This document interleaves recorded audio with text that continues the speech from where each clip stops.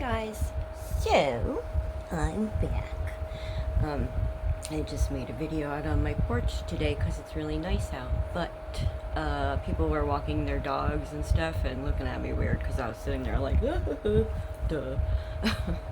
So anyway, I saw, I don't remember if it was a YouTuber, if it was like one of those like crime shows, but I was watching something on YouTube last night and I came across this case and it was so sad and so disturbing, and the guy is a complete fucking scumbag.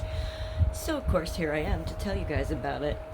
Now this happened in 2013. I'm surprised I think I've heard about it before, but I never like listened to the whole like story, like the way they gave it on this thing I watched last night.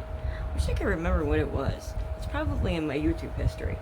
If I can find it, I will put a link for you guys in the description box. So anyway, this is about the murder of a little girl who's 8 years old. Her name was Cherish Lily Perrywinkle. Cherish Lily Perrywinkle, like the color. And she was born in Jacksonville, Florida on Christmas Eve of 2004 to Rain Perrywinkle and Billy Giroux.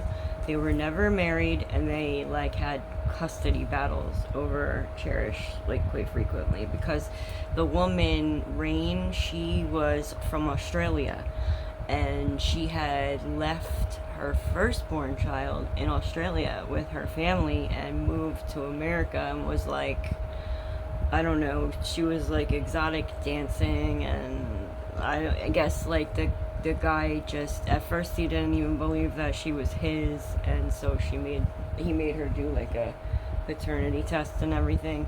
And then Rain was very, and I want to preface that I don't think she was a bad mom. I don't like.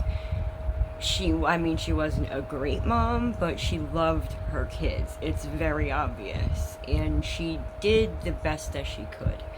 So like the end of this story is like even sadder unless things have changed for her, which I don't know. So anyway, on June 21st, 2013, around 8 o'clock, Rain, Cherish, and her two younger sisters went shopping. They were at a Dollar General store, and I guess, like I said, Rain was struggling. Like money was not easy to come by, and she didn't have a lot of it. So at the Dollar General, they were, browsing and whatnot, and there was like this dress that Cherish like really loved, and her mom was like, I'm sorry, but I just don't have the money. Can't buy that for you. So when they got into the parking lot, there was this man, this like older man with like white hair, like grandpa looking. Put a picture up for you. Now his name was Donald Smith, and he saw them, like I guess he saw them having the issue with the dress because he told Rain that he had a $150 gift card for Walmart, and that if she wanted to, he would take them over there and let them get whatever they needed. Now, Rain thought like, whoa, red flag. Like, why? Why would you just be nice like that? And he said like he could tell that she was struggling, and he also said that his wife was going to meet them at Walmart to give him the gift card.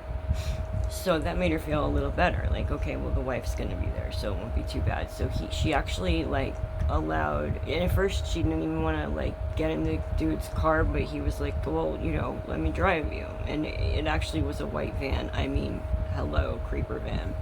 Like, that to me would have been another sort of ding ding. But she's like, the kids are with me, I'm not gonna, obviously not gonna let anything happen. So they got into the van and they went to Walmart and they shopped for like 2 hours. Around 10:30, Don offered to get them like McDonald's, because there was one of those McDonald's in the Walmart. Most of them have either a McDonald's or a Subway. If you shop Walmart, you would know that, or probably know that. So they, like, oh, and I also forgot to mention, because it doesn't say it in the article, but I watched in the documentary, one thing that Rain was, like, weirded out about was he asked if he could buy these shoes for Cherish, and they were, like, hooker heels. Like, she was like, I don't even wear heels that high, so hell no. So that's fucking strange. Why do you want to buy, like, high heels for an 8-year-old? Ew. So anyway, she thought, like, well, yeah, that's so weird, but no. Okay, so, you know, they're shopping. Like I said, he offers to get them cheeseburgers from McDonald's. So he starts to walk off towards the McDonald's, and Cherish just follows him. And, you know, again, Rain was thinking, it's so weird, but, like, okay, they're in a large lighted environment with people everywhere. You know, nothing bad will happen with them just going to McDonald's. So, about a half hour later, Rain was, like, freaking out because she didn't see them at McDonald's, and they had just announced over the speakers that they were closing. Walmart was closing for the night. So she's, you know, frantically looking up and down the aisles, running around, and the dude is gone, and gone with Cherish. Like, I can't imagine at that point, her heart must have been racing. If it were me, I would probably be shaking, crying, unable to get my words out, like having like a fucking nervous breakdown if that was me. Like, no way am I just gonna be like calm at all. So she didn't even have her phone because it was in his van, like, and it was actually not working anyway, but she, like, had left it in his van. Like, that's the kind of, like, rapport that they had, like, built, you know. She really did think that, like, it's a little weird and sort of too good to be true, but, like, they really needed the items, you know. Like I said, she had 3 kids, and she was supporting them by herself, and she, you know, times were hard. So she used the phone at Walmart and called 911, and, like, the 911 call is, like, so sad, because she's like, I should have known better, oh my god, I thought this was weird, no, it was too good to be true. And you just hear, like, how upset and terrifying it is, you know, like, in her voice. So she said, you know, he took my baby. So they did a Amber Alert, and, you know, they tried so hard to, you know, find her and everything, and it was horrible, because when they figured out who it was that had her, the cops were like, oh, this is so not good, because they, like, immediately identified him, and they knew that the van was one of the main focuses of the investigation. So around 9 o'clock the next morning, like, the cops saw the van on the interstate, and they cornered him, and he was arrested. And he like, the cops knew him. He had a long criminal history, including numerous offenses against minors, and he had been released from jail only 3 weeks before this happened. So they said that, the cops said, like, in the documentary, that, like, when they arrested him, he was, like, his clothes were wet, like, real wet, and he told them that it was from him sweating, but they were, like, wet, like, because he was in water, and it was obvious. So they went, you know, I don't know how they ended up there, but they looked, I guess, there was a church nearby, and they looked in the church parking lot. There's, like, a little wooded area behind it, and it turned out that he had done horrible things to her, and they found her dead body in water right behind the church, like, and weighted down, so, like, she was face down, and, like, there were, like, they said, like, rocks and stuff, like, on her to keep her in the spot. So horrible. So the trial started in February of 2018, and of course he was found guilty of first-degree murder and sexual battery, and they actually gave him the death penalty, and I was like, good. because the man was just a horrible, horrible monster. And like I said, Cherish wasn't the first. He had a lot of little girls that he messed with. In fact, there was a lady who testified that when she was, I want to say 13, she was, or maybe it was 13 years before she tested. I don't remember one way or the other, but she was a little kid, and he was like, he offered her like a ride or something, and when she said no, he wouldn't like take it for an answer, and he like chased her, and he chased her into like a playground area, and she ran in, you know, those tube slides that they have like in the children's like play park areas.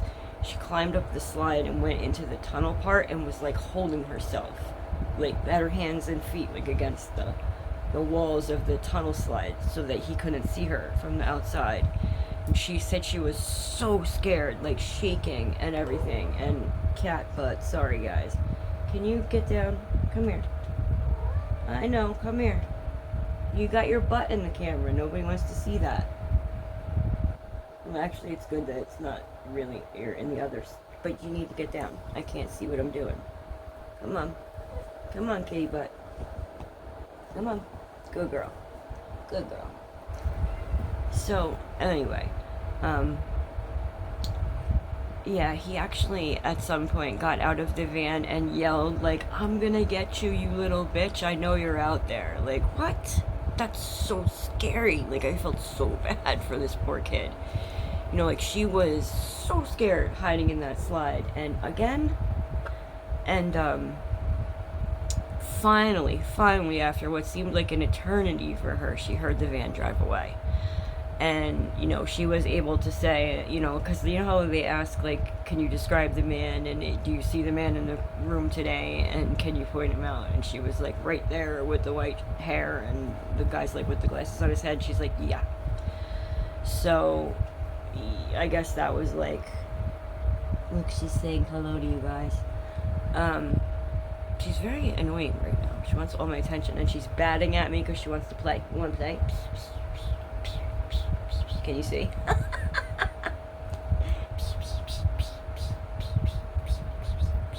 Sorry guys, crime and kitty, what can I say? What are you doing? You're being a nuisance, but damn, you're cute. Yeah, see her little ears? She's so cute. What? Oh, you just moved the camera. Trying to beat me up. Alright, I'm gonna wrap this up because she wants to play, and of course I need to play with her because I can't help myself. So anyway, getting to the end of it anyway.